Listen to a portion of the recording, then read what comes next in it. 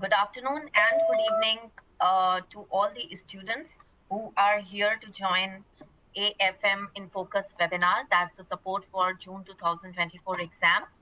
So welcome to this webinar. My name is Richa and I work as Education Support Manager at ACCA. So as the title of this session suggests, you have to manage your time and you have to master your technique. So the session today is designed to support with advanced financial management paper where expert tutor Rashaad Hussain will share his insights to help you with your June 24 exams. So this webinar will focus on how to deal with objective questions or with case study based questions.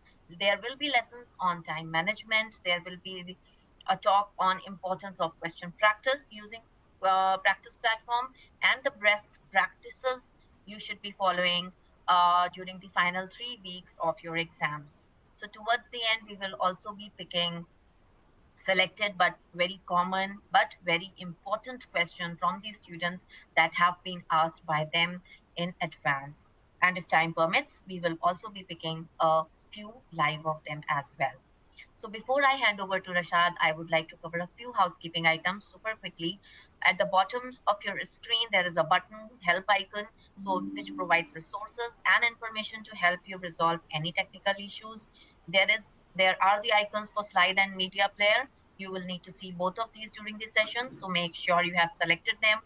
There is an attendee chat function also, which with which you will be able to engage with fellow webinar attendees. But please be mindful that do not share your personal details there. And there is a resource list. That's a file-like symbol. If you click on that, you will be able to access resources relevant to today's webinar. You can rearrange your screen, suit your size, and resize the windows. And at any point, if you are not able to hear or see, please refresh your browser. As you have registered for this session, you will be sent an email tomorrow with the details, like how you can listen to it again. So don't worry, if you miss anything in between, you will be able to access the recording. So I'm going to hand over to Rashaad in a moment and we'll be back with you during the end of the session. If in the meantime, if you want to ask ACCA or Rashaad questions, please click on Q&A button. And I know many of you have already started questioning him. So please note, we cannot guarantee responding to everyone directly, either verbally or via web chat, but we hope the questions we share will be helpful to everyone. So with this, handing over to you, Rashaad. Richa, thank you, Richa. Well, have you ever stared at a question, wondering where to start from? The question is too big, how to structure your answers? Then this webinar is for you. Now, what is in my hand? What is this? It's a Rubik's Cube. Can you crack it? Can you solve it? Some take minutes, while some others in mere seconds. Just like a puzzle, AFM question demands a strategic approach. The way how you handle this Rubik's Cube, it's got a strategy. AFM also requires you to come up with certain strategies, exam techniques to crack it. Whether it's morning, afternoon, or evening in your corner of the world, we extend a warm welcome to all the attendees joining us from across the globe. Welcome on board AFM Advanced Financial Management InFocus webinar series. Introducing myself, I am Rashaad Hussain, your expert tutor for AFM with over a decade's experience.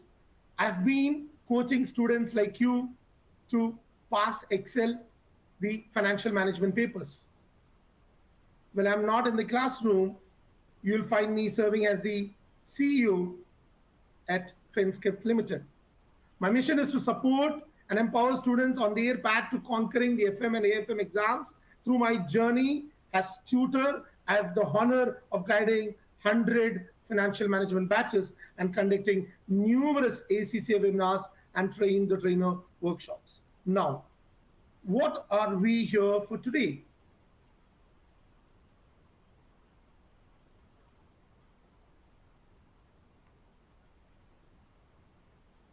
What's on our agenda? We're going to kick off with how to structure case study based answers.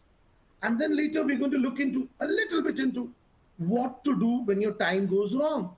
We'll also look into the importance of question practice and how using the practice platform. And before we get into the Q&A, finally, during the final 3 weeks before exam, what to do, what is the best practice, and we'll wrap up the session with the Q&A. During the Q&A, as Richa stated, we tend to get very similar, very similar questions. We'll try addressing as many questions as possible. Starting off with how to structure case study based answers. Let's pick up a question to demonstrate this.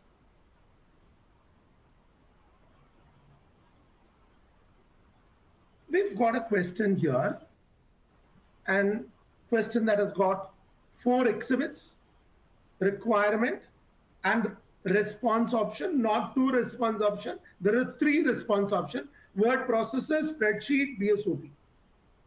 Now, where do we start from?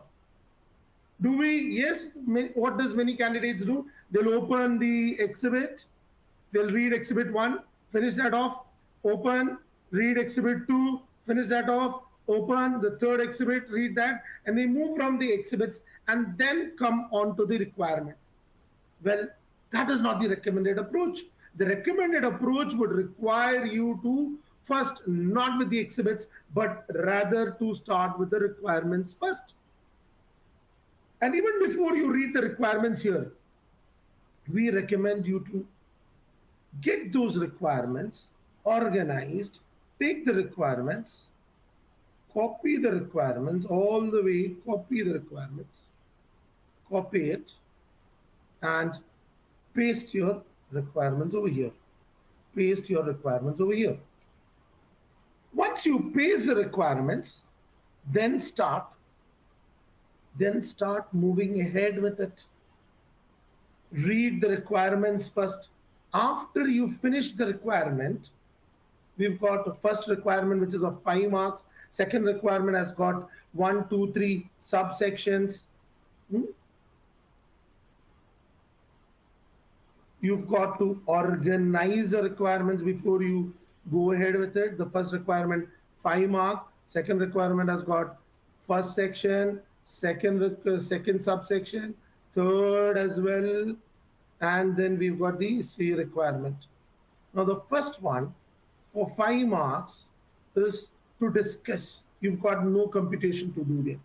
Discuss how to incorporate real options into net present value decision may help the company with its investment appraisal approach decision. So this is not where are we looking to? We are looking to prepare a report to the board of directors. So the minute a case study comes up where you've got a big question, a big scenario, huge exhibit, how do you fetch your marks first? As far as the report is concerned, start off with the report. Any report comes up, the report has to start with the heading. To whom are we preparing it? Report to the board of directors. Board of directors. Which company? The company.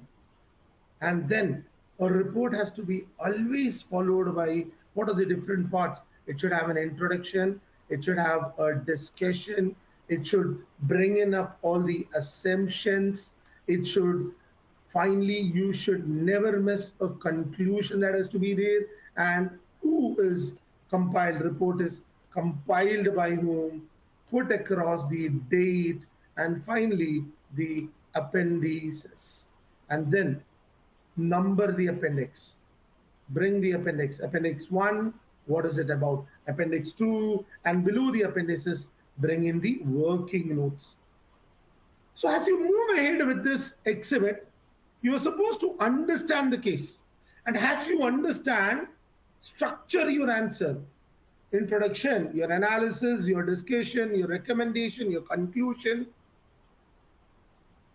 Start with an introduction that is not more than, yes, not more than 4 lines, not more than 4 lines.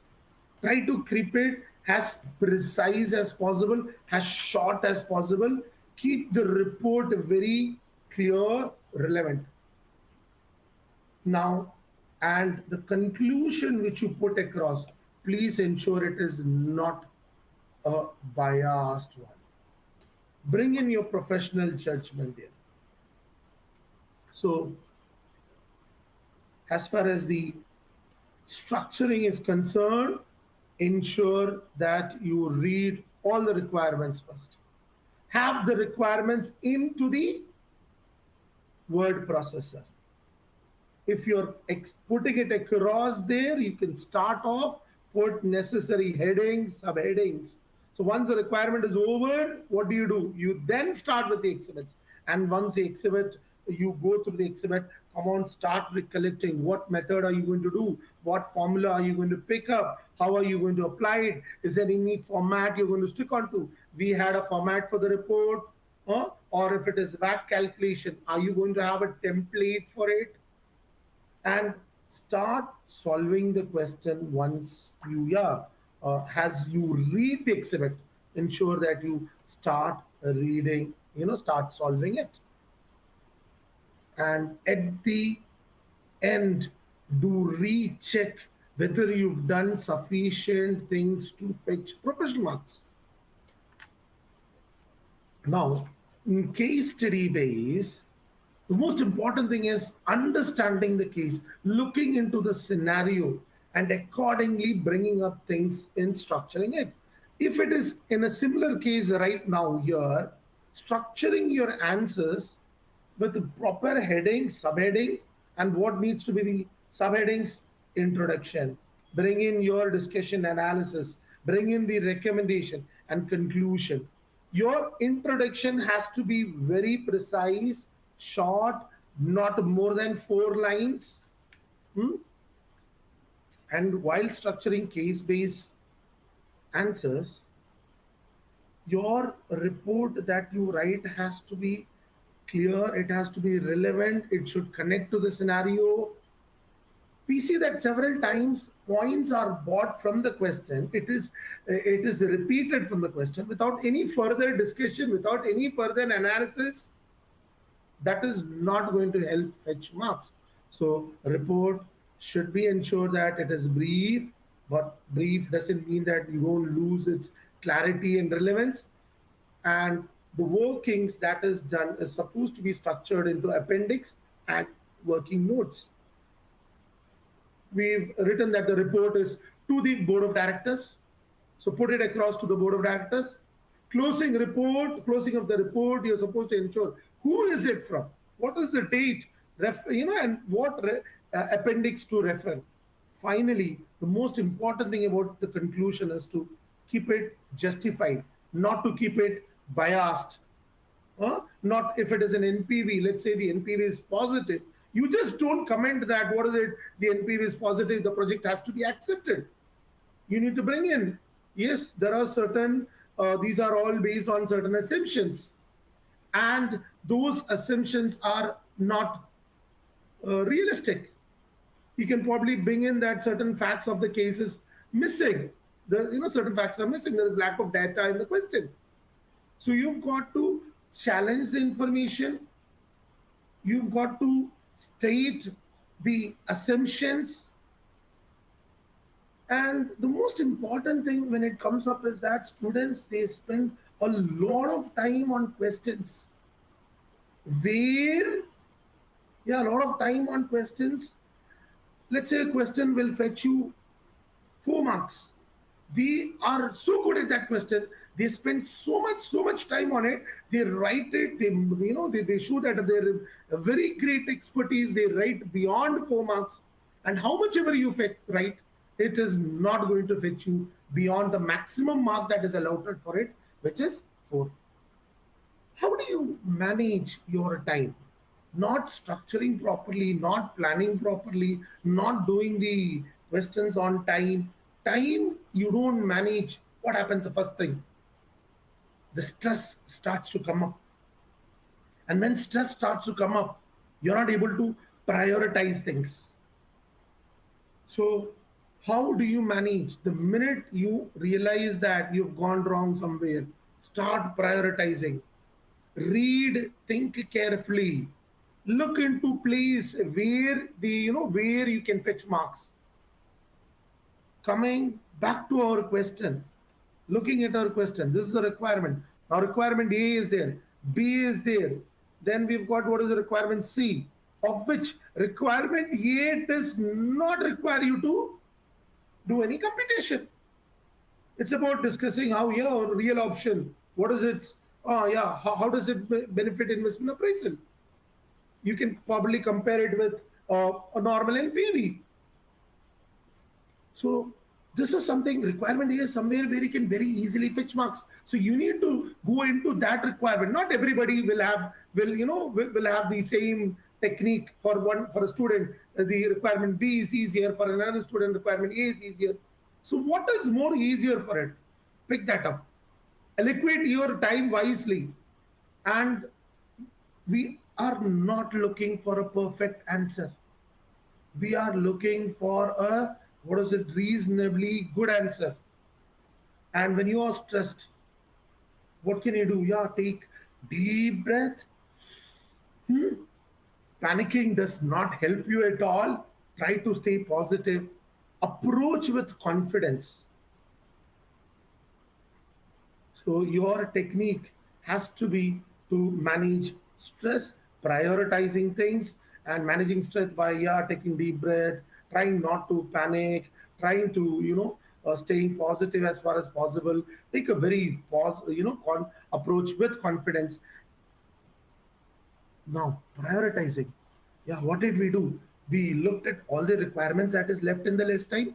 We picked up that requirement which we can do quicker, faster.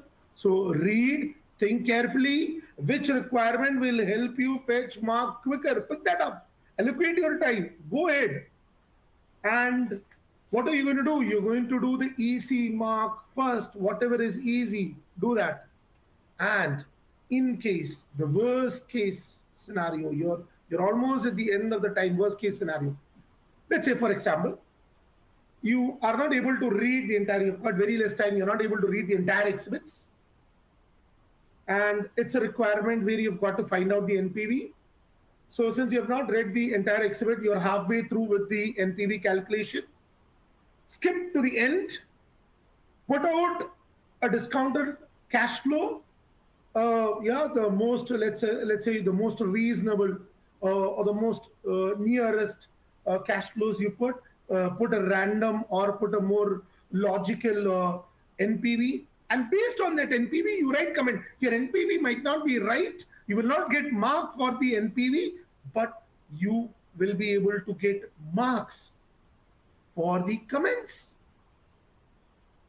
So put out the comments. The NPV is positive. The project shall be accepted. However, carry on with your comments. Put up the other thing. So this, using the rule of, what is it, this OFR, own figure rule, that will help you fetch marks. So certain points, certain times you can, cover some easy areas of the requirement where you can very easily fetch marks. Creating a good structure will help you, fetch the professional marks. And you can save a lot of time by, in certain places, instead of taking the entire decimal, round it off. Take the rounded figure. That also help you reduce the error. And you can save time by, certain times. Don't put out if you don't have time. Only if you don't have time. Don't put out the entire formula. You apply the formula. Applying the formula will help you, fetch marks that you know it. So that is what you need to do when you lose your time, when you don't have sufficient time in exam. Do the easy ones, you do the easy marks, and after that you feel that still in the easy mark itself you are at a point where you're not able to complete, come down, maybe write an NPV. Based on NPV, write the comments. So fetch mark for that comments, fetch mark for that discussion, for that analysis at the end. You might not get mark for the NPV, but as long as your discussion, your analysis is based on that NPV, that will help you fetch marks. Now, several times students are very good at the technical content in FM. They know FM, they know the concepts, they know everything, but never done it in the practice platform. And using practice platform is quite necessary for you to master the exam techniques. So not just knowing the content, the technical content of AFM is not sufficient. You've got to practice there, and practicing that will slowly help you build this exam technique. Now, how to practice? What are the things to be taken care? You don't practice whenever, you practice one question now, then maybe later on you practice another one. Come on, go take a mock exam, and when you take it in exam conditions. Your exam 3 hours, you take a mock, sit 3 hours at one stretch. Stimulate that exam condition, have that exam condition. And when you start practicing through the practice platform, you'll come to know the various functionalities that are available for you. You read exhibits. As you read the exhibits, you can mark, you can highlight it, you can strike it off, you can mark it up. And it is only and only when you do the question in the practice platform, you practice question, you build the, you might know the concept, but how to apply that, the application skill, you'll only come to know when you start doing it. And that will help you build your exam techniques. And doing it in the exam platform, you can see how much time is balanced, what all have you attempted, what is pending. So the exam progress, the idea of the exam progress, you'll get it when you do it through the practice platform. And after you attempt a mock attempt through the practice platform, it's really important to go back, mark it, check your answer, compare your answer, mark it, find out what is the frequently made error. Practicing through the practice platform is necessary for certain tools. One such question, the question that we took an example as over here, this question, there is one more response option. What is that third response option? The third response option is a PSOP. Here, how does it come in exam? In exam, it will be like this, where the P is not there, P is not there, R, T, and S. What do? You need to input the details.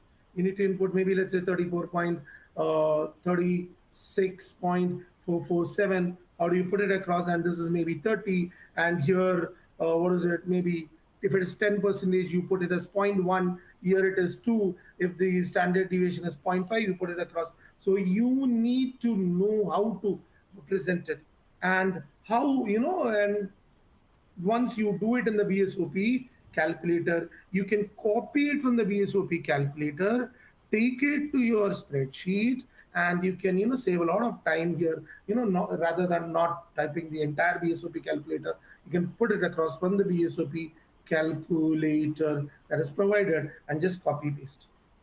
That's how, you've got to practice in the platform, to master things like this. So the next important thing is, the BSOP pricing tool. You've got to use the practice platform, because you don't get it elsewhere, those tools. Compare your answer, and do not forget to mark it.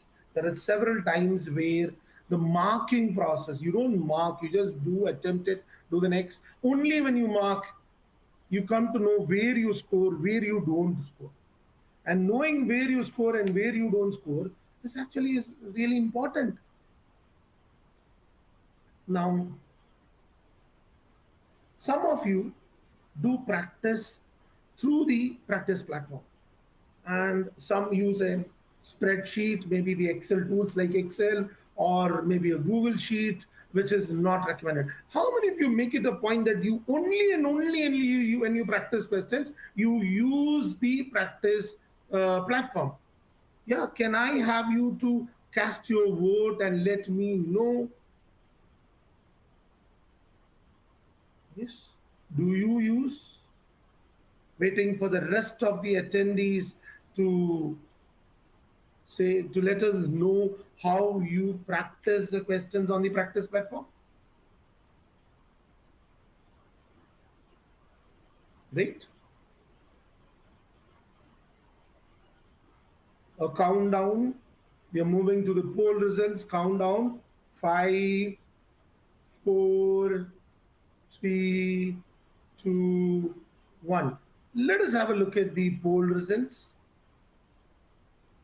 So we see that, you know, so 35 percentage of the candidates are sometime yes, sometime no, sometimes, and 26 percentage have never used it, and 42 percentage are only using it every time.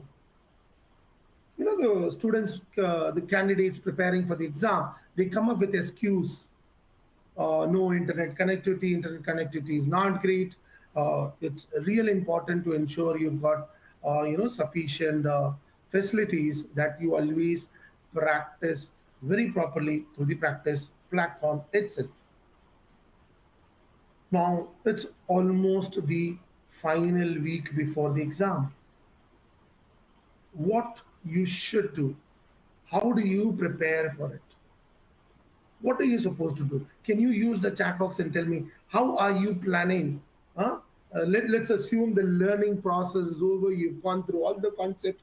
How are you supposed to use the final 3 weeks before exam? The best practices during the final 3 weeks. Yeah, could you tell me what your best suggested plan, method of going ahead with the next 3 weeks is? Well, that's interesting.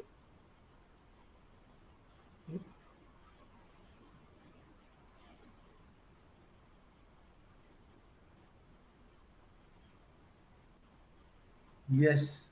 So it is highly recommended that it you've got to look into one of the material that is published by ACCA, where that material will tell you what the examiner's opinion about the last exam was, how you did, where the maximum mistake is, what is the examiner expecting from you, what you are doing, in which material, in which document that is published by ACCA, you see that. Which do you see? Yeah, which do you see where, yeah, they tell you how the students have practiced, performed in the last exam, where they've gone wrong. Wonderful, wonderful. It's called the examiner's report. Reading the examiner's report will tell you what others have done, what mistake they've done, so that you don't do that mistake. Could you let me know through the chat box how many of you have read examiner's report? Be it AFM or any other paper that you've written previously, how many of you have read examiner's report? Yeah. So there are many who don't. Come on, put in the effort to read the examiner's report. When you take a mock exam, final 3 weeks, you've got to make it a point that you take a mock exam, and that mock exam has to be under exam conditions. We've got the new, yeah, the latest pre-June 2024 mock released. Good, take that mock. Not just taking the mock, but come on, mark yourself and find out the mistakes that you make, the errors that you've committed, and go through the past exam questions. And obviously, one of the things that you can put on your preference list for the upcoming exam is attempting the, yeah, past exam question. Apart from that is the study hub. Go through the study hub. Go through the study hub. Now,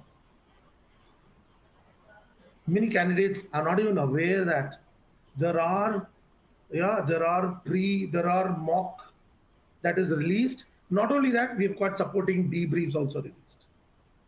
What are the dates of the, yeah, what are the dates of the mock release and the debrief release? Yeah, cast your vote. How many of you are aware of it? Let's see.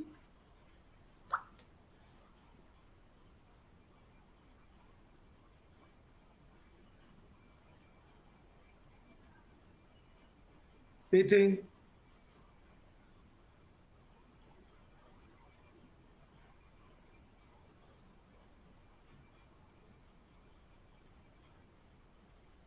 Yes, counting down to get the results, and there. So many of the candidates, they state it as 13th May and 17th May. No, that's not the case.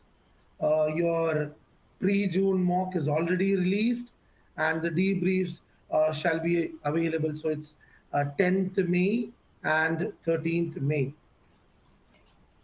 Now,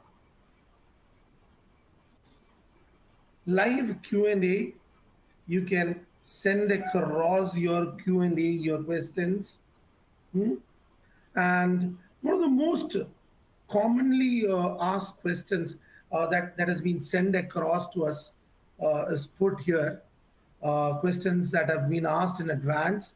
Uh, the first question is, I believed my calculations were accurate, yet I didn't succeed.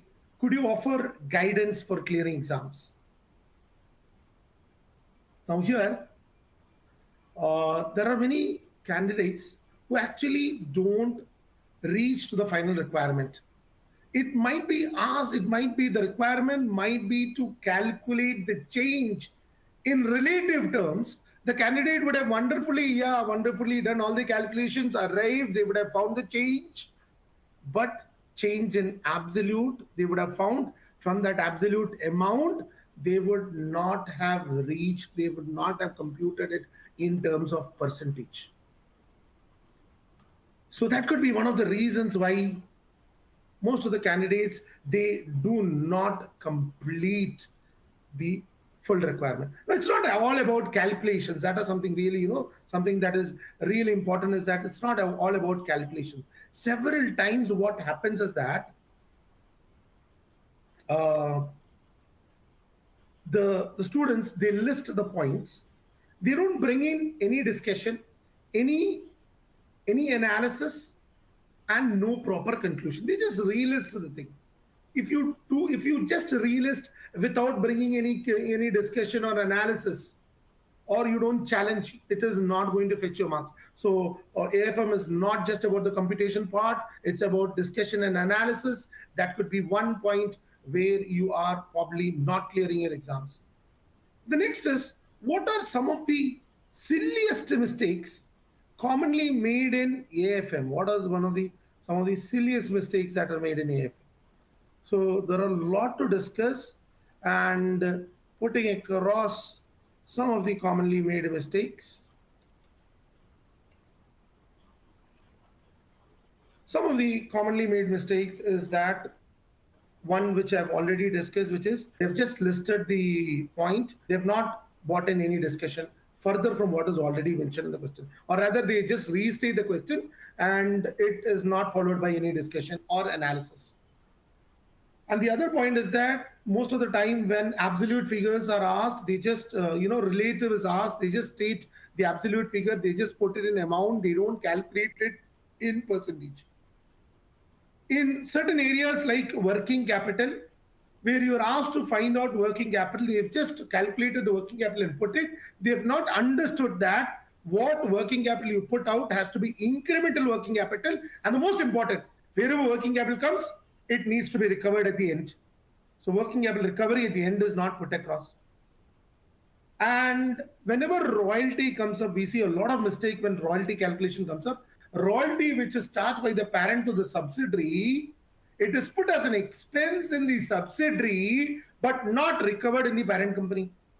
So royalty is put an expense in the subsidiary, but its receipt in the parent company is not recognized. And that though it might be in two different currencies, its conversion is also not done. Restating points or risk things from the question without any meaningful discussion or analysis. And whenever in valuation, we've several times this perpetuity from a specific year, maybe from the fourth year onwards into perpetuity, that perpetuity terminal value is several times inaccurately calculated. So incorrect calculation of present value approach, especially when it comes to the the perpetuity. For example, let's say the present value, if it is in the fourth year, the you've put the cash flow, let's say maybe it is 1,000, and the discount factor is at the rate of maybe 10 percentage. Here you're supposed to put, what is it, the in the discount factor is also 0.10 into the previous year discount factor. So previous year discount factor will be 1 divided by 1.1 to the power of 3. So several times is 1 divided by 1.1 to the power of 3. That terminal value adjustment is not done properly. And again, the another frequently made mistake in valuation is that the cash flows, when they calculate from the free cash flow, when they discount it at WAC, when they discount it at WAC, and then they find out the present value. This present value, they take assume it to be the value of equity. No, this is not the value of the equity. This is the value of the firm. You've got to remember to reduce, yes, less the value of debt. You've got to reduce the value of debt to get, what is it, the value of equity. So this is one very another frequently made mistake as far as the valuation part is asked. And finally, the tax calculation on carry forward of losses. They don't adjust the previous year loss has to be reduced from the current year profit before you calculate tax. I repeat, previous year loss has to be adjusted against current year profit before you calculate the tax on it.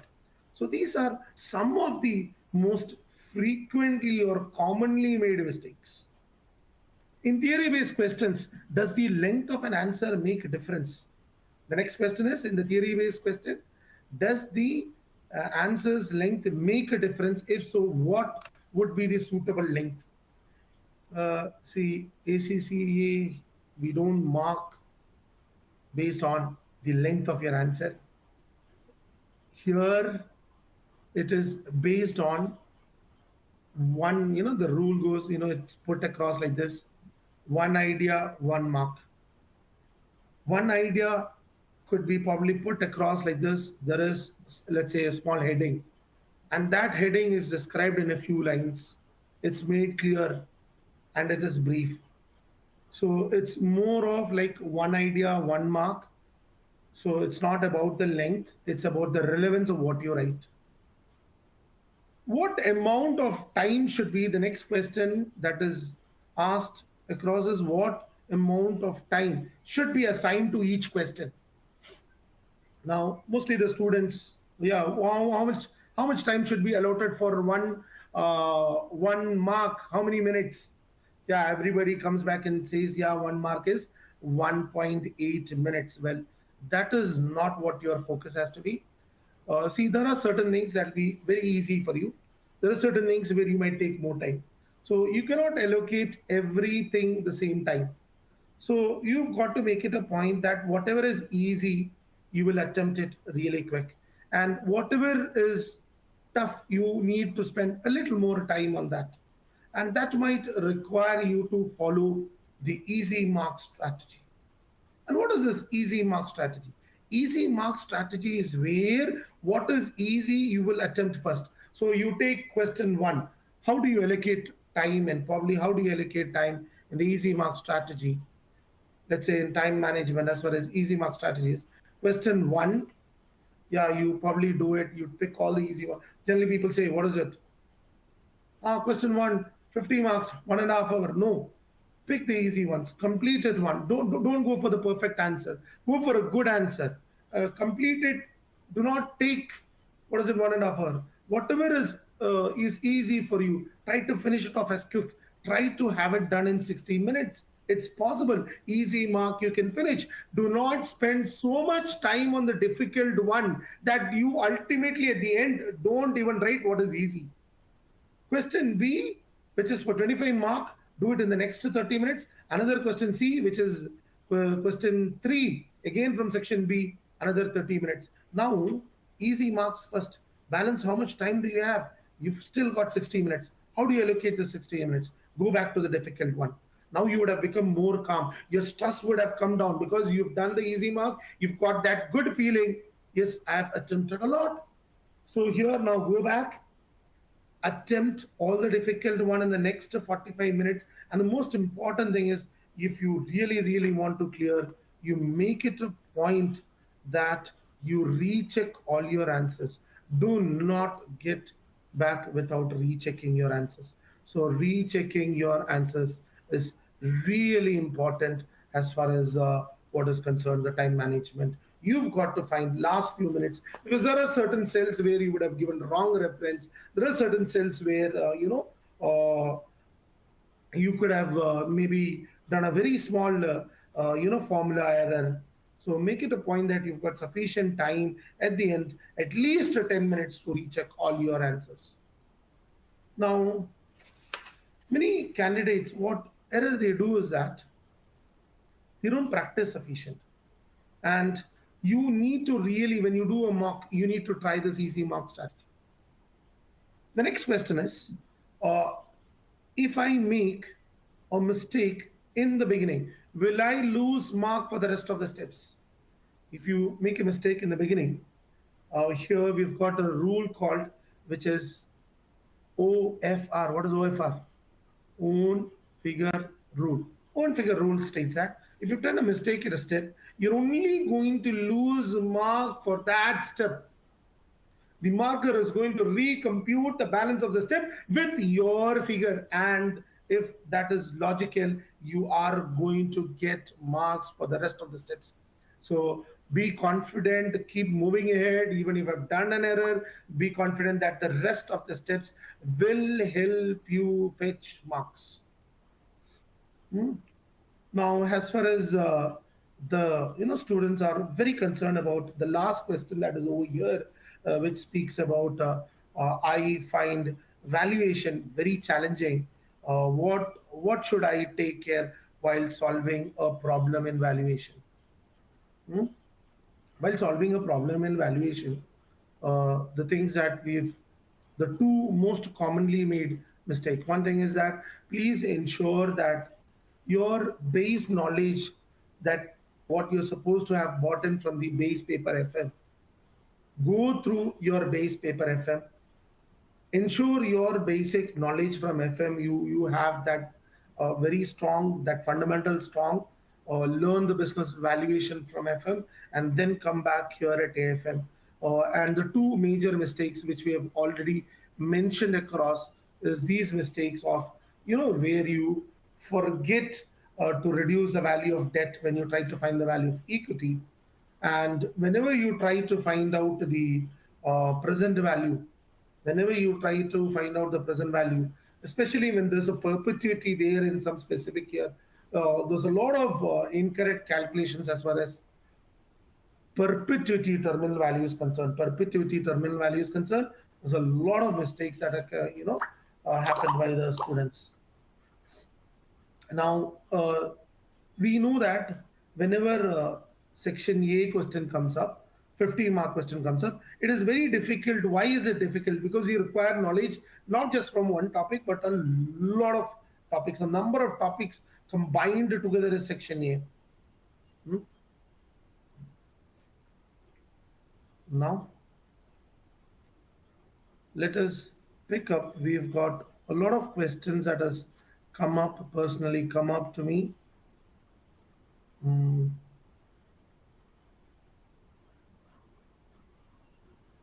Picking up question one by one from the queue, and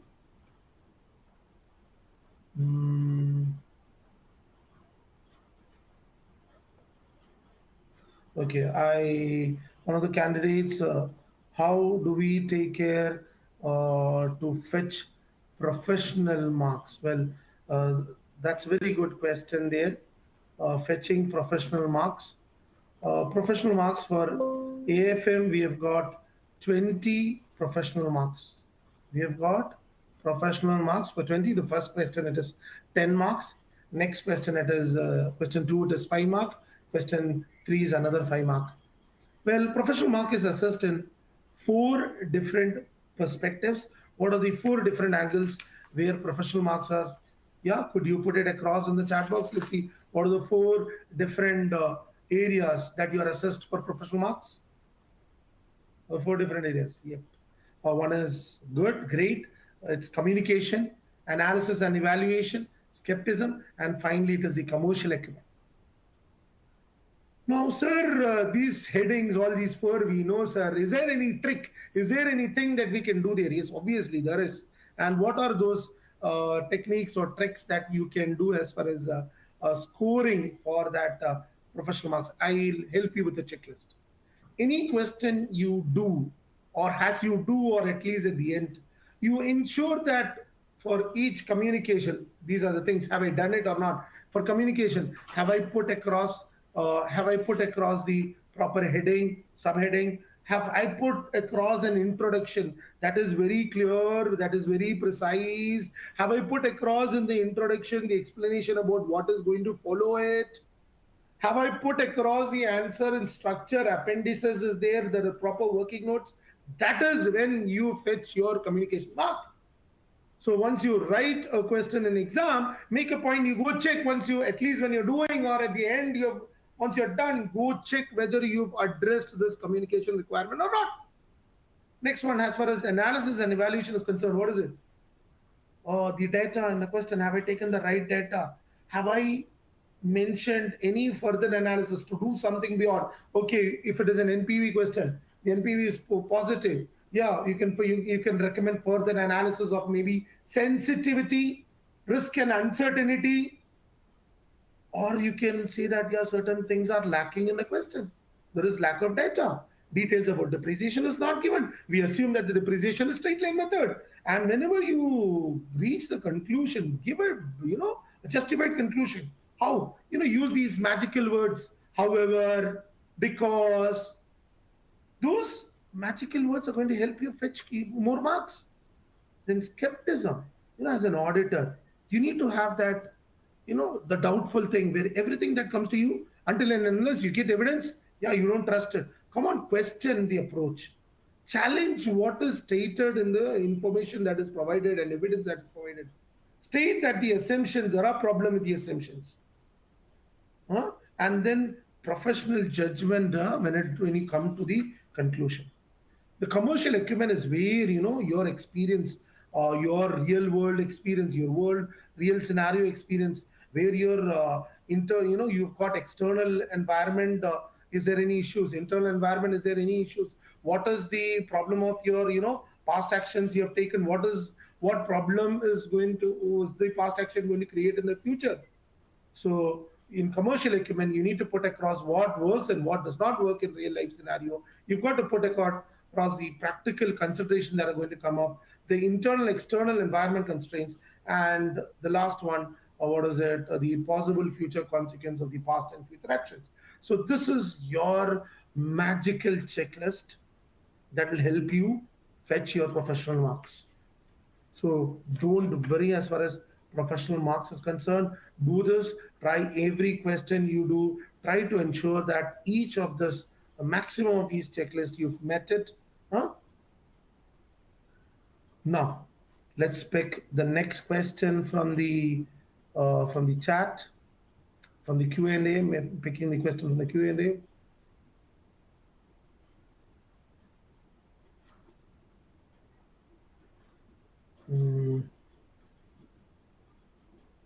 Risk management is challenging. How do we do risk management? Risk management is where the basic knowledge of converting from one currency to another currency.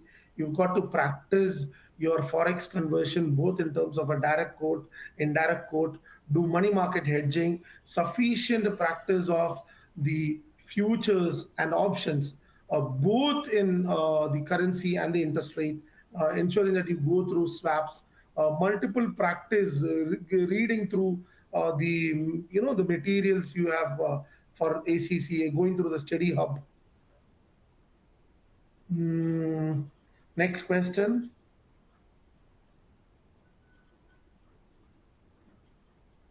Do I have to practice? Do I have to focus on theory for passing exam?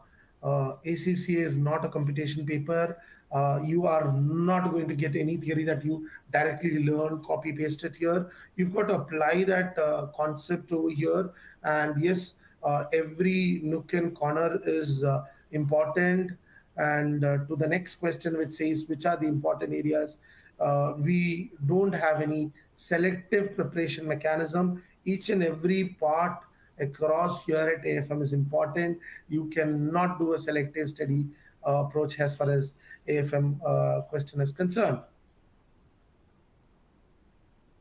Uh, Yep, there's a very good question. If the NPV computation is supposed to be negative and I make my own figure rule as positive answer, my comments and a positive NPV will still fetch me marks or not? Yes, it will definitely fetch you marks. You lose only mark for the NPV, the rest comments will help you fetch marks.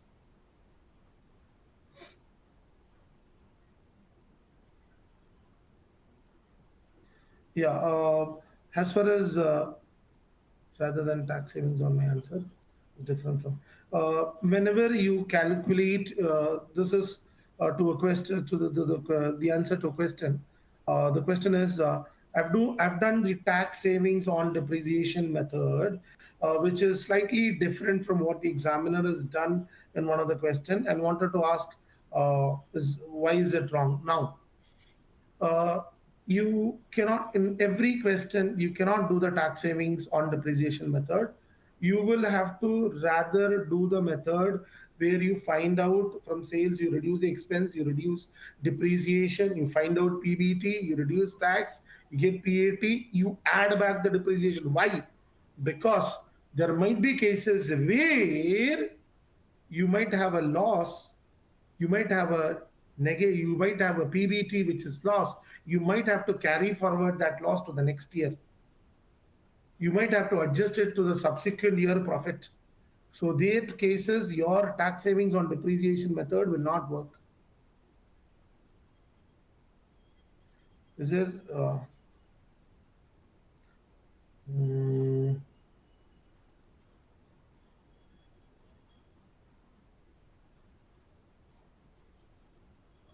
yeah, and report writing. Uh, who is the yeah report? The question is like this: what is our role in a report? Are we consultants? As in, what should we write? If it is not clear what the role is, just put the heading. Report is compiled by it and leave it open. If it is not clear what the role is.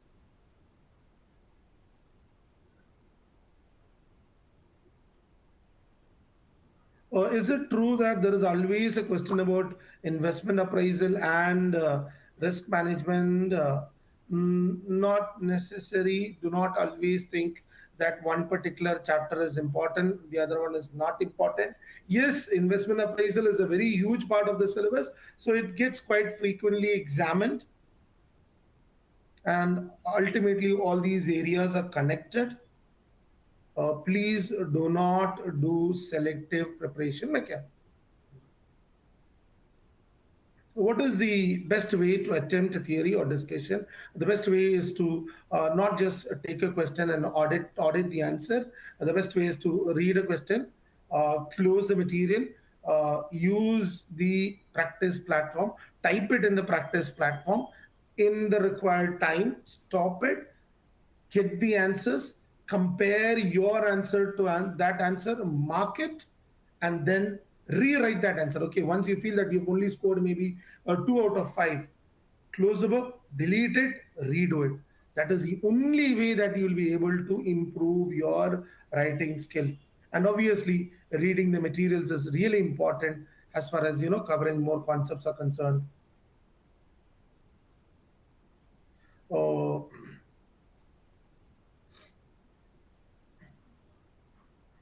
okay. These how can we know which technical articles to focus on? Now as far as technical articles are concerned, now most of the content, yes, wherever you've got doubts, you can obviously refer those areas for the technical articles. But these days the study hub is put across in such a way that all the important discussions, whatever is required, is there in the study hub as well now. But still, in order to maybe recommend a few. technical articles will be, yep, I do have it as back up here. A few technical articles will be the ones on the valuation. You also have a supporting video there on the valuation part, and about using the real options while making financial strategy. The securitization and tranching is another technical article. The Islamic finance, the exchange traded foreign currency derivatives, and finally currency swaps. So the few recommended technical articles that you can probably refer to are these.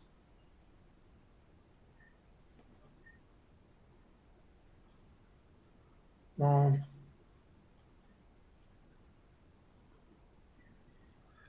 it the next question, interest option questions can be done by percentage method, trick method only. You can do whatever method is. What matters is your the way you've presented it, and the final answer to be to be right, and having appropriate comments following it if required by the requirement. So it doesn't, your trick method does not, as long as it is presented well and there is a proper logical steps, that's absolutely fine. Any more? Let's see whether one more I can pick up. Yeah, next question. Should we write the theory answer in a pointer way or in paragraphs? It's highly recommended to put rather than big paragraphs, which is where it is difficult to pick out and give marks. It is highly recommended to put it across in points, but the points should not be bullet points. What is bullet points? Anything with four or less words. You've only put, yeah, you've only put four words or less words. It could be a bullet point. So do not put it across like a bullet point in proper full sentence. Put a small heading and maybe two lines to describe it instead of huge paragraphs. That is the best way of scoring marks as far as the theory requirements are concerned. Hmm. Yep. Any Now, next, last answer into me, the last question. If a requirement has calculations and discussions, how do I allocate marks to the calculations and the discussion? Most of the questions that comes up do have very huge clarity in what is, how much is for the calculation, how much is for it. So, for example, if you take up this question here, the requirements here, see, prepare a report for the board of directors. It very clearly states estimate showing all relevant calculations. The mark is given. It's given 12 marks is for that, and the rest, requirement 2 and 3, it's for the commenting part where you address the concern. It's about moving further with the report. So now the question paper that you generally have would have a lot of clarity how much is supposed to be for the calculation and how much is supposed to be for the discussions. Okay. So, well, that's it as far as the Q&A is concerned. Now, handing over to Richa. Probably, Richa, is there anything that you would like to maybe address? Any questions? I think you have quite covered a lot of common questions that were coming and the important ones as well. I'm just looking into.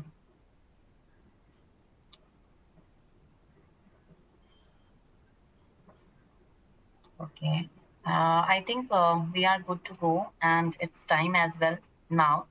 And I believe students have found the session useful today, and also quite a number of questions and queries you have been able to cover during the entire session.